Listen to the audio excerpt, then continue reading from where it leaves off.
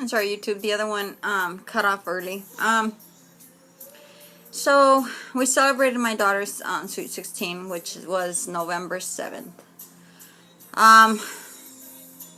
By November 12th, we had a major family tragedy.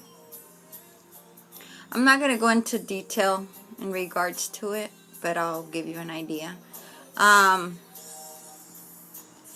Two of our young family members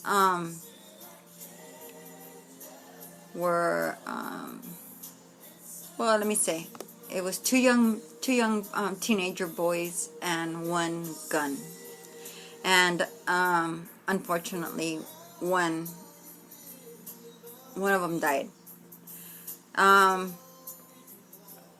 You know, it was such a trauma, such a, you know, it was so hard for the family, you know. These were two cousins, you know, and they loved each other like brothers, you know. So, you know, it was a tragedy, you know, that hit, you know, two side of the family, you know, and you know, at that moment, you know, I was asking God, you know, when we knew somebody was hurt, you know, I was asking God, please, you know, take me, you know, don't let either, you know, of the two, you know, die. You know, I thought, you know, I wished it would have been me, you know, that he would have taken me instead of one of them, you know. But, you know, things happen for a reason, and we just have to learn to accept it. Well, that was November 12th. I believe November 16th, I had an appointment with Cedars to do a right heart catheterization.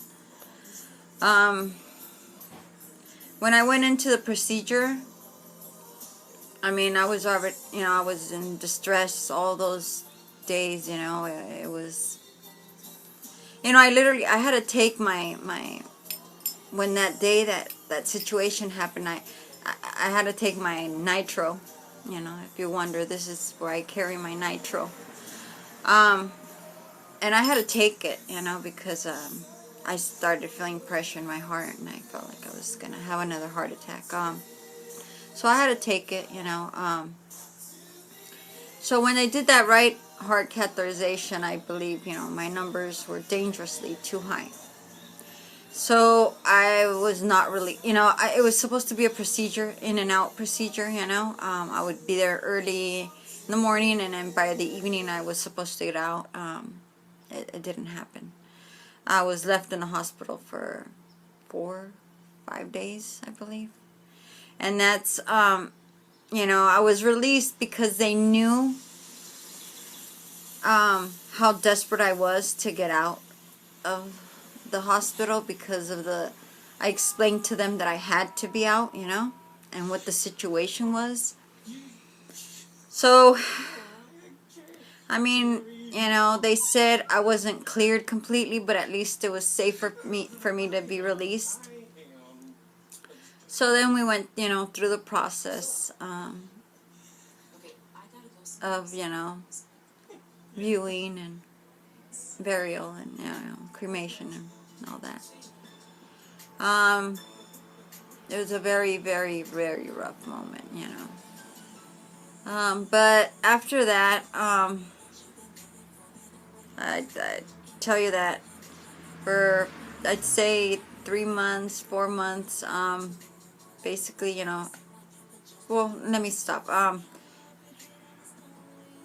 On, yeah, basically November, December, January, February, I was like getting better, you know. I was getting stronger. I was able to do a lot of, you know, house chores, you know, cook, you know, wash, you know, not heavy stuff or, you know, cleaning bathrooms and stuff like that. No, but you know, just, you know, cooking, which I really enjoy doing, you know.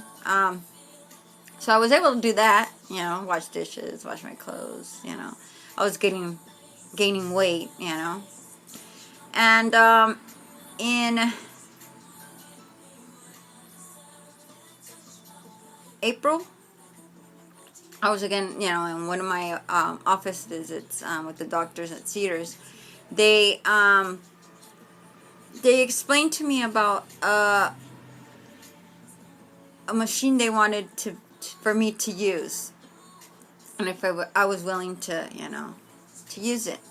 It's called the cardio MEMS, and what it is that it's a sensor.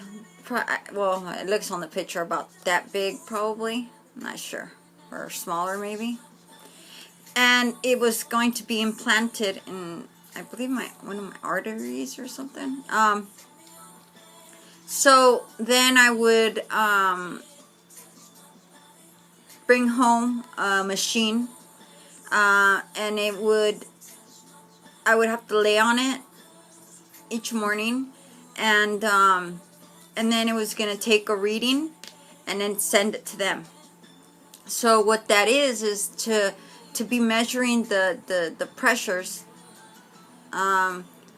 and pulmonary pressures and stuff like that. It's to control the fluid, I believe, or the numbers of fluid that's in the body, because people with heart failure, we tend to, you know, the backing up of the fluids, and that's what really, you know, gets us really sick.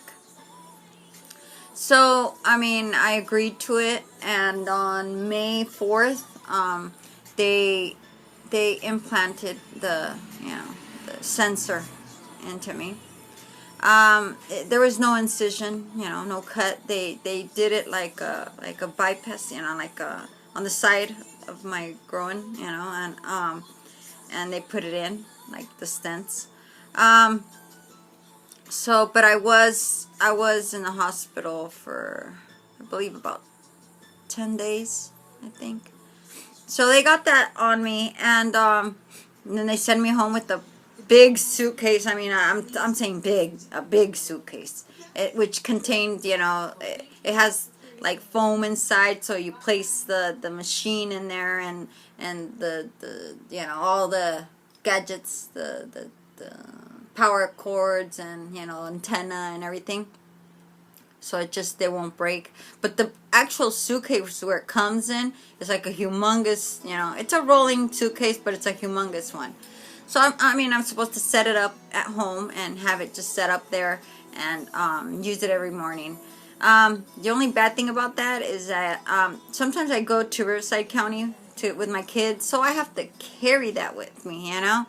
And if I go to see my husband in Mexico, you know, I have to carry with it. So, I mean, that's the only bad thing about it. I mean, it's simple, it's easy. I mean, it doesn't take much, you know, time to do.